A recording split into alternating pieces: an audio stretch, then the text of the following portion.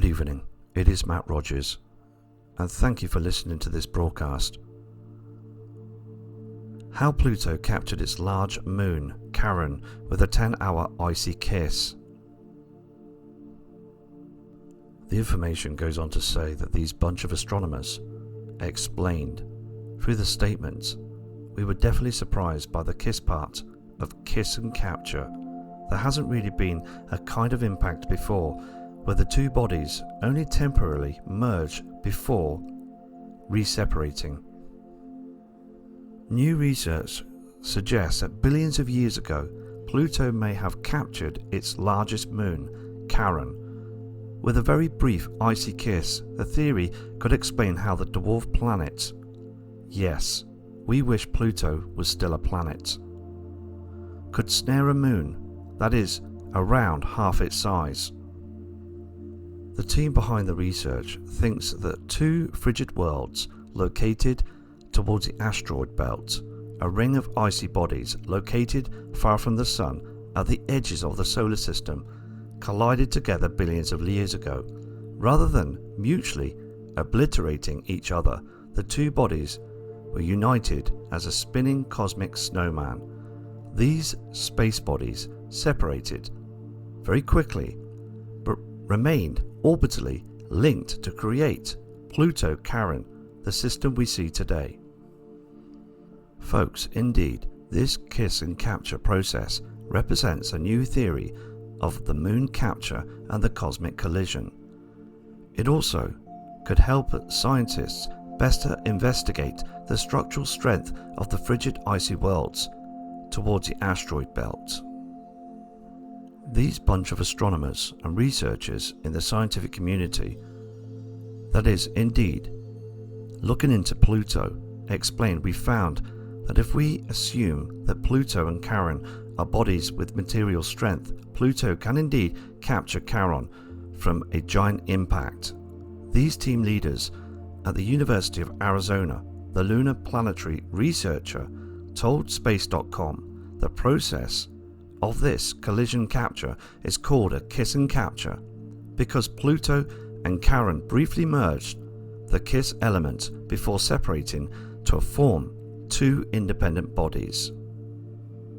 The most planetary collision scenarios as classified as hit and run or gaze and merge, meaning this kiss and capture scenario is something entirely new. They also state and go on to say, we were definitely surprised by the kiss part of kiss and capture. They continued, explaining there hasn't really been a kind of impact before where the two bodies only in a short space of time merge before re-separating. With these scientists, the reason Pluto's relationship with Charon has been challenging for scientists is because of the relatively small differences in sizes and mass between the two icy bodies. They go on to say as well, Charon is huge relatively to Pluto, to the point where they are actually binary. They go on to say as well, it is half of Pluto's size, 12% of its mass, which makes it much more smaller and similar to the Earth's moon than any other moon in the solar system. Indeed, for comparison, our moon is just quarter the size of Earth, whilst the largest moon in our solar system is around about 1 in 28th the size of its parent planet. Another bunch of researchers at the University of Arizona added that it's hard to get such a relative big moon in a normal way, normal being gravitational captures of the moon like Mars, moons on other heavenly bodies in our solar system, the moons of giant planets like Jupiter and Saturn. That means, folks, that the theory of the formation of Pluto and Charon system is based on a collisional capture idea similar to the massive body that is believed to have slammed into Earth of an object, Nibiru Planet X, to launch out material that our planet captured to birth of our moon. Folks, this draws our attention to the Planet X theory because even now, with this brand new press report, something big hit Pluto and you get Charon. But with this of the Earth-Moon system, we don't fully know how this works and the conditions under which it occurred. These scientists explain it is a pretty big question since a bunch of other large objects in the asteroid belt also had large moons. So it seems like there is something that happened in the asteroid belt with some frequency, but what we don't have no clue of why it happened. During a standard collision capture, the massive collision occurs and the two bodies stretch to deform in fluid-like way. This process explains the creation of the Earth-Moon system. It also explains it very well because of the intense rate generated in the clash and the greater mass of the bodies involved, causing them to act in a fluid-like way. When considering Pluto and Charon in a collision capture process, there is an extra factor to consider: the structural strength of the colder icy and the rocky bodies. This is something that has been neglected in the past when researchers considered the collision creation of Charon. Researcher Joseph Wild explained with a bunch of researchers to the factor into simulations. The team turned to the University of Arizona High Performance Computing Cluster. Then the researchers and colleagues accounted for the strength of the materials in their simulations. Something completely unexpected emerged. It goes on to say, because both bodies have material strength, Charon did not penetrate deep enough into Pluto to merge with it. This isn't true when the bodies are fluids. The astronomer explains, for the same impact conditions, if we assume Pluto and Charon to be strengthless, they do emerge into one large body. Charon is absorbed with strength. However, Pluto and Charon remain structurally intact during their brief merger. Because Charon couldn't sink into Pluto in this scenario, it remained beyond the so-called co-rotation radius of both bodies. As a result, it could not rotate as fast as Pluto, which meant the two bodies could not stay merged as they were separated, and this icy kiss ended. The team thinks that Pluto would have left and moved closer to Charon into a close, higher circular orbit, from which means the moon would have migrated outwards. The kiss in this kiss and capture, the merger, is very brief, geologically speaking, lasting for up to 10 to 15 hours before both bodies separate again. Then begins its slow outward migration towards its current position. Typical large collisions are straightforward mergers, where the bodies combine, or both bodies remain independent. So this was very good news to those researchers. It also raised a lot of very interesting geological questions that they'd like to test, because whether kiss and capture works depends on the thermal state of Pluto, which can tie up to Pluto's complementary geological readings. They also go on to explain that there are two avenues the team can follow to build up upon the development. The first is looking at how this applies to other large objects in the asteroid belt, objects with large moons. They state our initial analysis suggests that the kiss and tell capture can also be a source of their other systems, but since they're all different and the compositions and mass are critical to learn how kiss and capture may be operated across the asteroid belt. The second avenue the team intends to follow involves looking at the long-term tidal evolution of Charon to confirm their formation theory. To really be sure that this is a process formed Pluto and Charon, we need to make sure that Charon migrates to current locations at around 8 times width of Pluto away. However, that's a process that occurs over much longer timescales than the initial collision, so our models aren't well suited to track it. These astronomers and researchers also go on to say we're planning to have a much closer look at this in the future to determine which conditions not only reproduce Pluto and Charon as bodies, but also put Charon in the right spot where it is today.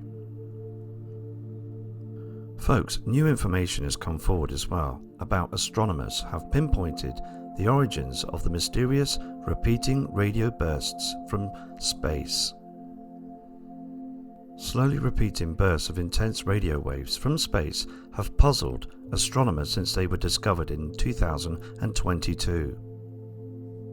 In new research and studies, they explain how for the first time tracked one of these pulsating signals back to its source, a common kind of lightweight star called a red dwarf, likely in a binary orbit with a white dwarf, the core of another star that exploded a long time ago.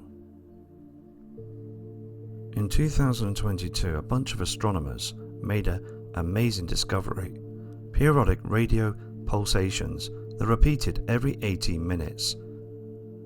This came from space. The pulse outshone everything nearby, flashed brilliantly for 3 months, then disappeared. We know some kind of repeating signals come from kinds of neutron stars called a radio pulsar, which spins rapidly, typically 1 a second or even faster, beaming out radio waves like a lighthouse. The trouble is, folks, our current theories say the pulsar is spinning only once every 18 minutes, should not produce radio waves. They also go to explain as well that they thought that their 222 micrograms of the using of the technology discovered could point out to the new exciting physics, help explain how pulsars emit radiation, which despite 50 years ago, the research is still not understood very well. So, with all the implications with the studies and technology, they explain that more slowly blinking radio sources have been discovered since then. Then there are now about 10 known long-period radio waves from space. Until now, every one of those sources have been found deep in the heart of the Milky Way. This makes it very hard to figure out what kind of star and objects produce the radio waves, because there are thousands of stars in small areas. Any of them could be responsible for the signal, or even, indeed, none of them. These comments go on to say as well, we started to campaign to scan the skies with the Wide Field Array Radio telescope in Western Australia, which can observe 100,000 square degrees of the skies a minute. See, an undergraduate student at Curtin University processed data covering half of the sky, looking for those small signals in more sparsely populated regions of the Milky Way. Sure enough, folks, they found a new source dubbed GLEM X J070437. It produces minute-long pulses of radio waves, just like another long-period radio transmission. However, these pulses repeat only once every 2.9 hours, making it the slowest long-period radio transmission so far. Folks, to answer this question, where are the radio waves coming from? They performed follow-up observations with a Meerkat telescope in South Africa, the most sensitive radio telescope in the southern hemisphere. These pinpointed the locations of the radio waves precisely. They were coming from a red dwarf star. These stars are indeed incredibly common, making up 70% of stars in the Milky Way, but they are so faint that not a single one of them is visible with the naked eye. If you think about it, it takes two to tango. So how do red dwarf and white dwarf generate a radio signal? Think about it, the red dwarf probably produces a stellar wind of charged particles, just like our sun does. When the wind hits the white dwarf magnetic field, it would indeed accelerate, producing radio waves. This could be similar to how the sun's stellar wind interacts with the Earth's magnetic field to produce beautiful auroras and also low-frequency radio waves. They already know of a few systems like this, such as AR Scorpii, where variations in the brightness of a red dwarf imply the companion white dwarf is hitting it with a powerful beam of radio waves every 2 minutes. None of these systems are as bright or as slow as a long period of radio transmissions, but maybe we will find more examples that they work on out to unify physical models that explains all of them. On the other hand, there may be more differences and kinds of systems that can produce a long period of radio pulsations. Either way, they have learned the power that expecting the unexpected, and they also state that they keep scanning the skies to solve this cosmic mystery. So indeed, thank you for watching this very short broadcast about space, up-to-date news. I will come back to you with more photography when we capture some very interesting sightings across our solar system deep in space. I will continue to broadcast the short documentaries about the new important news of the findings across our solar system.